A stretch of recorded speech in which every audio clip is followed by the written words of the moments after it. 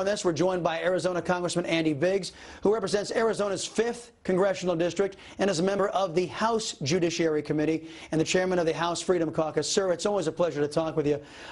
Democrats also want to grant statehood to Washington, D.C. and Puerto Rico to pack the Senate as well as the courts. These Democrats seem to be intent on burning our country down if they can't rule it. Am I wrong? You're exactly right. All of this is about power and how to get power and how to use power. And the Democrats are great at this. They have trouble winning policy debates and policy elections, so they want to pack the court because they think the court gives them the best avenue to invoke their legislative priorities through legislatively liberal activist judges. And similarly, they'd like to do the same by getting some more senators in there to make it so where Republicans could never control the Senate again. That's what this is all about. It's raw power politics. And Democrats want to set up a predicate that if a Republican follows the Constitution, oh, they've got to be impeached. Can you believe this? Yeah, no, that's outrageous, and that is one of the reasons that I'm advocating to remove Nancy Pelosi. Look, the president is doing nothing that's not historically with precedent. He's not doing anything that is not constitutionally enforced upon him. I mean, it is his obligation. It is his duty to do this. And Nancy Pelosi is just absolutely apoplectic because they thought that they were going to take Hillary Clinton, which is why RBG did not resign in the first place, retire. So they thought Hillary Clinton was going to win and they'd be able to name her replacement during that. It didn't happen. And so they're upset that their plans have gone awry. And they've gone awry ever since Donald Trump came down that golden escalator in Trump Tower so long ago. What do you think about the Durham Report and the likelihood that it may drop before the election? That, and also, I want to talk to you after you answer that question about this report that came out from Senators Grassley and Johnson about what Hunter Biden did. I mean, newsflash, the Bidens are corrupt. Who the hell didn't know that? But I'll ask you that, more on that in a minute. But what about the Durham Report? Well, unfortunately, I've kind of given up hope, Chris.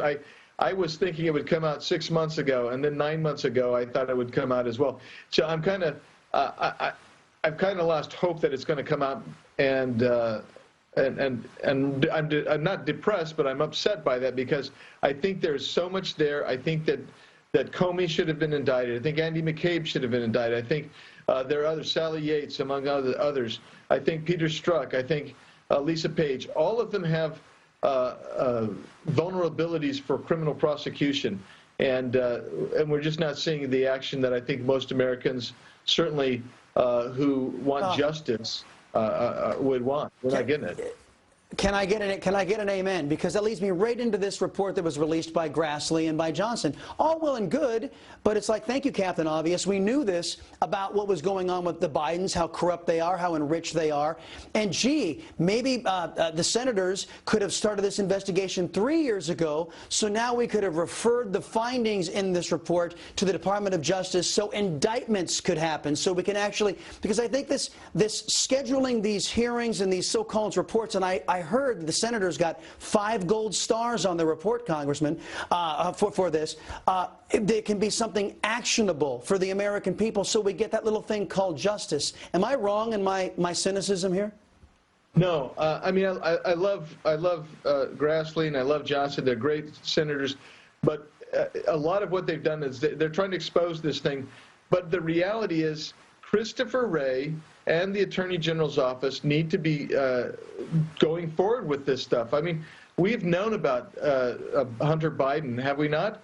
And moreover, I would tell you, we need Christopher Wray to make sure that the 302 reports on Ukraine trying to interfere in our election in 2016 are released to the public. They need to be declassified. Christopher Wray, in my opinion, has really done a disservice to this president. He's done a disservice to the American people because he has not done these investigations on his own. He's kind of left it up to Congress to try to do it. The best place to investigate these things is the Federal Bureau of Investigations. And once you complete those investigations, absolutely, then you move them over and you get prosecution on it. I mean, I've talked about this before. You make arrests, you make charges, you prosecute the case, and you get convictions. That's how you deter criminal conduct. And Hunter right Biden there with you. Hey, Congressman, I'm up against the clock here. I hate to cut our conversation short, but it's always a pleasure talking with you. Come back soon, sir, because I think you and I can expand.